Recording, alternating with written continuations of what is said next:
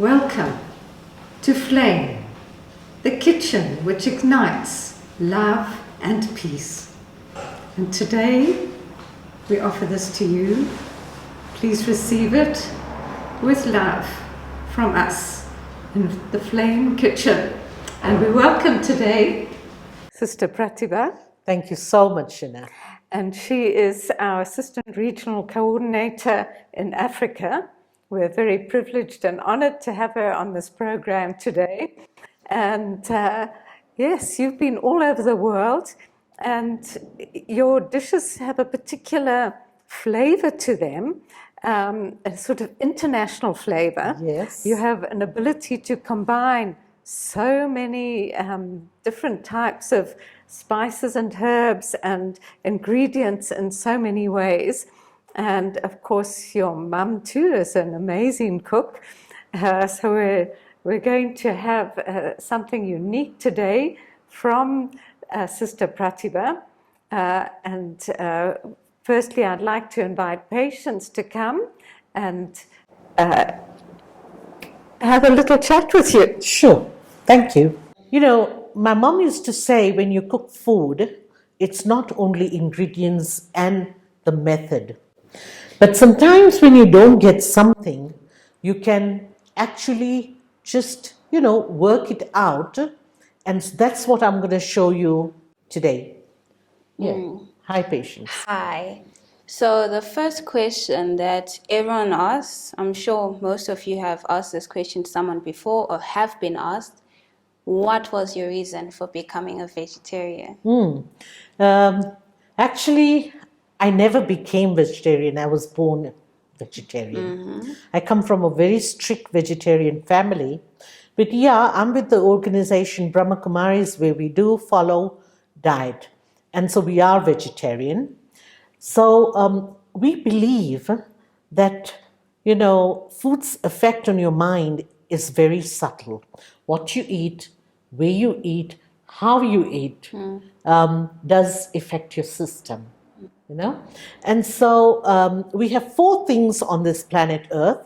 One is human beings, animals, plants and vegetation, and then minerals and salts, elements.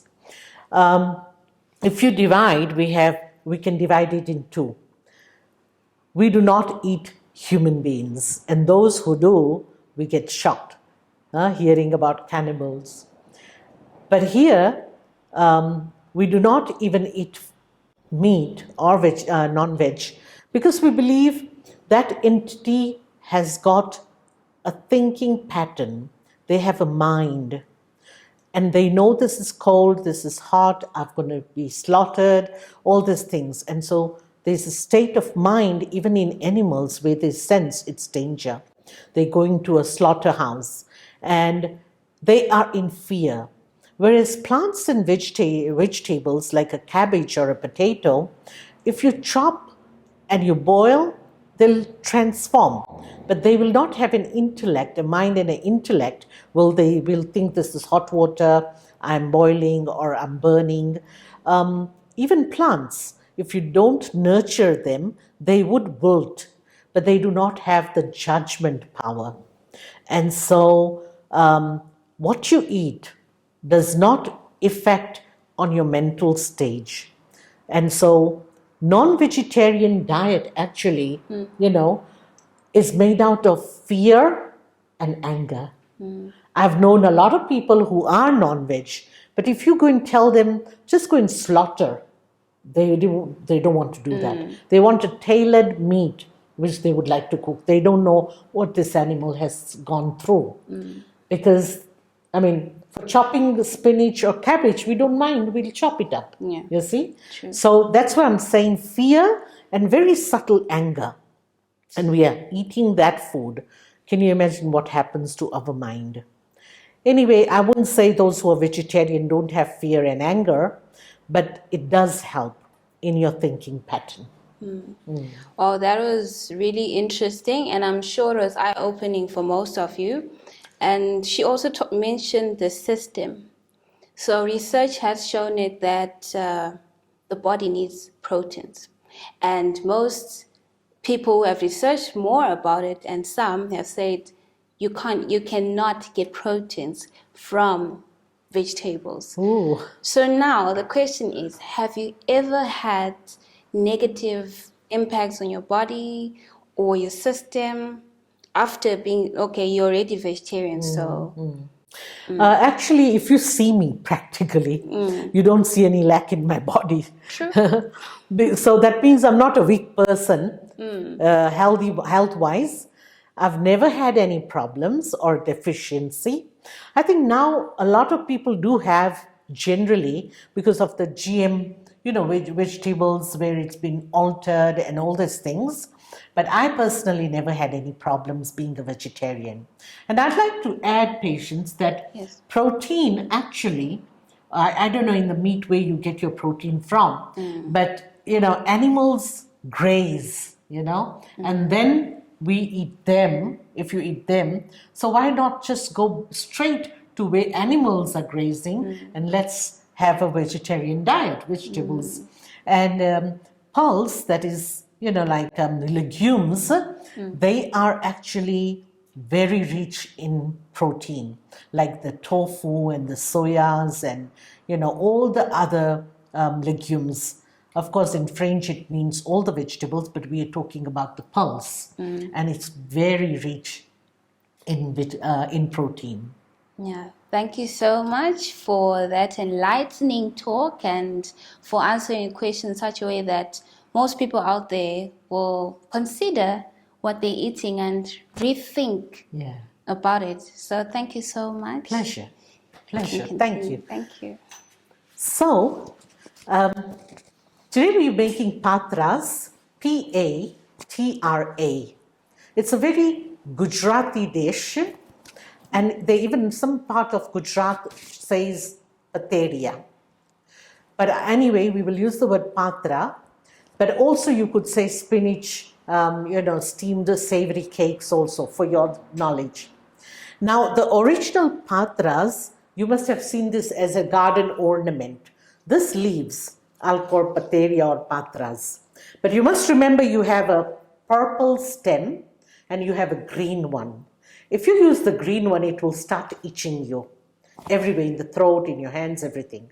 So if it is green, you have to put a lot of sour thing in there, like, tamarind or lemon or anything. But it's dangerous if you just take it like that. But the purple stem is very safe, so not to worry. The other method is that they paste it and then they roll it and steam it. I'm going to show you a very simple way because we don't want complications in cooking. So what I've done is alternative. If you don't have patras, you can use spinach, any spinach or greens. Chop it fine like this. Yeah. So I've taken at least 2 bowls of spinach here, and so I'm gonna, put it in this bowl. It's washed and chopped, and I have prepared a steamer here. And this steamer, if you have a steamer, you could use that. But if you don't have, then we could make one ourselves. So just put a stand down, just in a pot. And then you can put a little tray, and then you will put a greased plate in there. It's hot. Here is a spice tray. Spice tray has got all the different Indian spices in here. So what I have here is all these spices which has a very good effect on your body, but it matches with one another, you see. So today with the spinach patra, what we're going to do is I'm going to take just half a teaspoon of red chili powder, and this is coriander powder, and this is turmeric. So all this is very effective in your body. So I've taken half a teaspoon of turmeric. Then we're going to take 1 level teaspoon of salt. This is the teaspoon we use, or even the measurement teaspoon is fine. And I am going to put some, lemon juice here. So this is half a lemon juice, half a lemon juice, and I am going to also put some little sugar. So I'm going to put about a heaped teaspoon of sugar. Gujaratis eat little bit sour and sweet like the Chinese, the Far East, where there is sour and sweet. So other parts of Gujarat doesn't do that. But of course, the Gujaratis do that. So we've got all of our, ingredients. All right. We'll put a little bit of sesame seeds, half a teaspoon. If you don't have, that's not a worry. You don't need it. Yeah. And now I've got the different flour here. So if you see, this is, I'll give you the measurement. This is chickpea flour. In Gujarati, it's called Chana flour. So I'm going to put this. I'll give you the measurement also. This is half a bowl of wheat flour. Yeah. So this is there. And this is half a bowl of rice flour. So I have put that. Now this is 1/3 cup. 1/3 cup is also equals to 5 tablespoons. 5 tablespoons level is 1/3. So I've put 1 full chana flour. That is 5 tablespoons. And this is half. And so that is 2.5 tablespoons. And so I've got my flour here. Now I'm going to put some oil in there. So it's like a tablespoon of oil, full heaped tablespoon of oil. So we've got little oil to make it soft. And then we have just a little shake of clove powder. So just a little shake, that's it. Pinch, we could say. And the same goes with cinnamon powder. So just a pinch. Don't put it too much. It shouldn't overtaste. And I've got chili paste here, chili and ginger paste. So it's like 1 teaspoon of chili and ginger. You could even grate it if you want. And that's fine. So here we are ready with everything. Then you put little yogurt. So let's say I'll put half a bowl of yogurt here, half a bowl. So that would be your 2.5 to 3 tablespoons. The yogurt, yeah, sure. Yeah, all right. Sure, so it's done. And then I will take some water in there. So I can even wash out my yogurt. And here I am. I'll need more water, but we've got all of our ingredients. So let's move these ingredients away now. And I'm going to mix this flour and the spinach. I can put more water. Where's the more water gone? Oh, sorry. So here we are. You just have to do it approximately, the water, how you can make a little batter. So you see, it's more spinach so that it comes out very nice and soft. But this is how you make your batter. I notice you've got some Eno here. Yeah. Do you use this? Yeah, we're going to use this in this so that when we steam, it will become soft. If you don't put Eno, then it will become a little bit hard. That's what I realized last time. So this would be a substitute for something like bicarb? Or no, it's an Indian soda called Sanchoro, which of course you don't even get it here in this country. But you don't need it when you have, it's even known as Karo.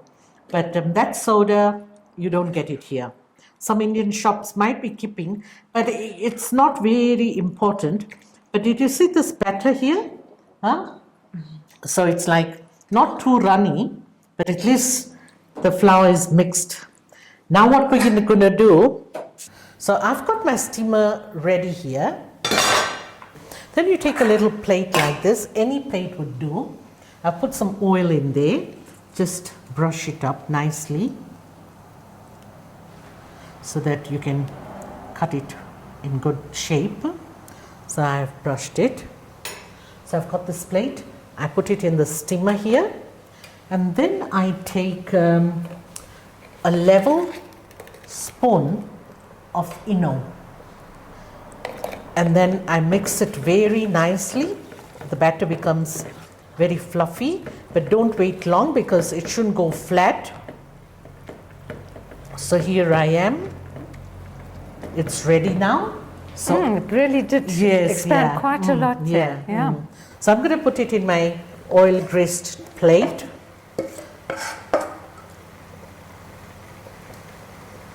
I want to tell you, steam this for 15 minutes. If it is a small plate, 15 minutes.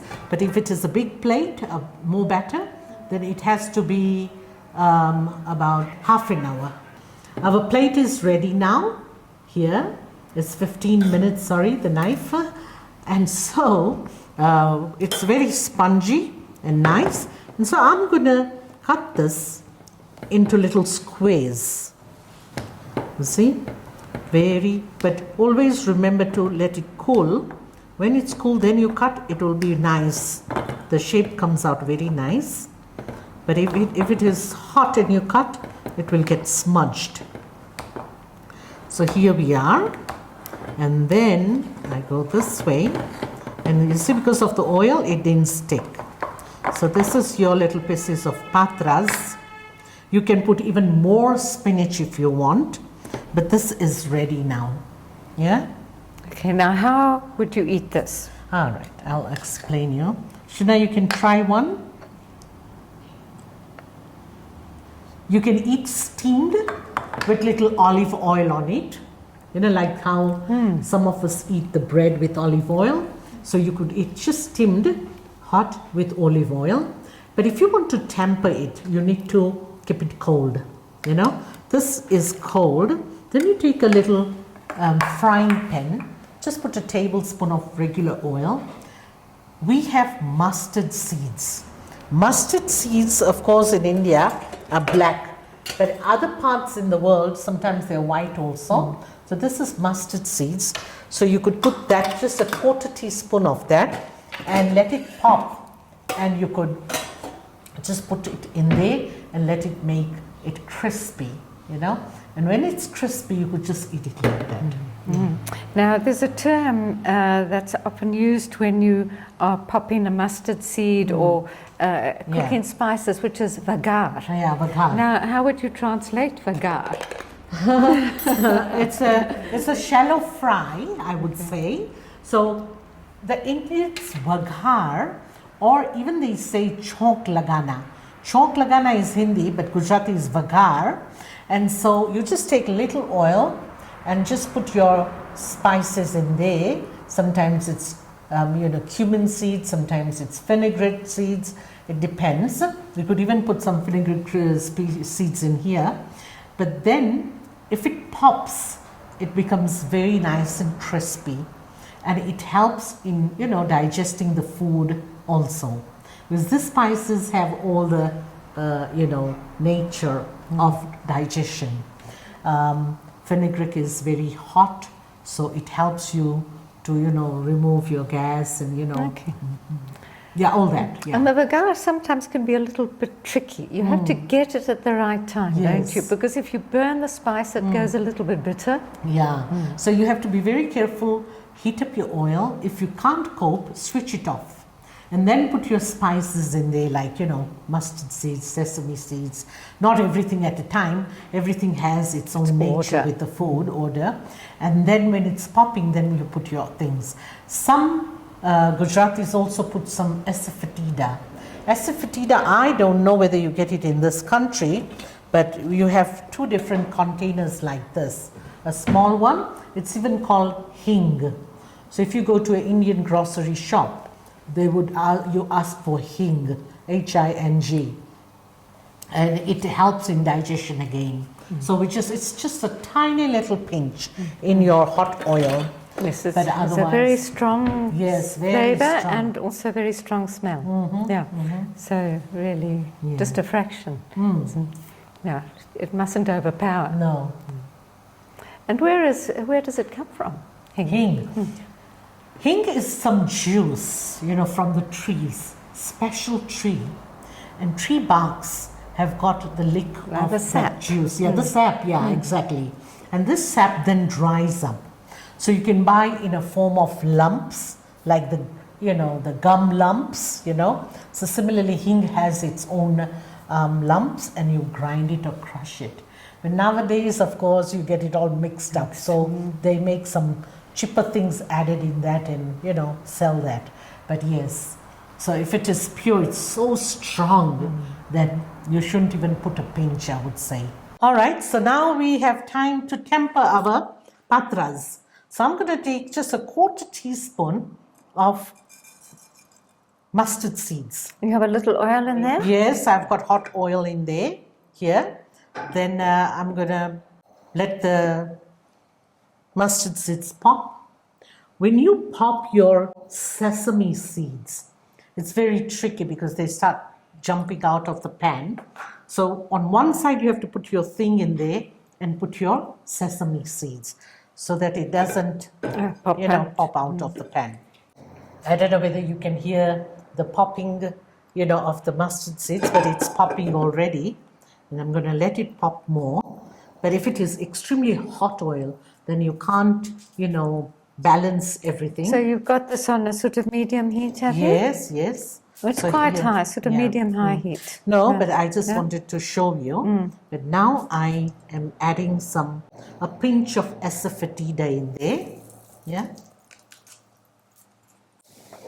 And I am going to take a few sesame seeds, that is like 1/2 teaspoon. And you see how fast it pops? And then I will just shove this in there. So here I am. Remember, it has to be cold, then only you can put it. If it is hot, it will get lumps and smudgy. Otherwise, this will stay nice and, nice squares. It'll keep its shape. Yes. Yeah. Yeah. Otherwise it will lose its shape.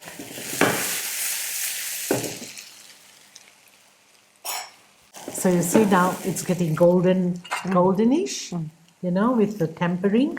So it makes it even more tastier. But in the traditional times in India, I heard from my grandmother and others that, they used to make only hot patras and they will eat with little raw oil, like, sesame oil. They didn't have olive oil there, but a pure peanut oil or something like that. Now there's a big use of coconut oil these days. Was that commonly used for food in India? Not or in no? Gujarat, only in South India. In South India, they only use coconut oil, which is so good. But in Punjab, they used mustard oil. So every state has its own specialty. And in Gujarat, they used to have peanut oil, but I found it so heavy. I used to get very sick with that. It was very heavy. So now they've switched to, corn oils or what you call that? The canola? Yeah, not canola, but sunflower oil. Sunflower oil. Sunflower. Okay. Yeah. Well, we really appreciate you coming to show us this. You haven't come especially to show us this, of course, but in your very tight schedule between talks and taking care of students, etc., we've had the great opportunity to have Sister Pratibha, who is normally in some distant part of the world, Yes. demonstrating Patelya or Patra Yeah. for us today. And if you ask a regular Gujarati lady, can you make patra without patras? They'll just straight away say, no, it's not possible. But because I have traveled, I have to substitute things and make do and, learn new things, adventure. And that's how I've come up with this spinach thing. It's interesting that in some part of the world, you don't even get spinach, So, But as you say, you can substitute. Yes, I think so. personalize a dish using yes. that particular method. So if you see this now, it's golden brown. Yeah? All right. Thank you. Thank you so much. And we Pleasure. look forward to eating it. Om Shanti. Om Om Shanti. Shanti.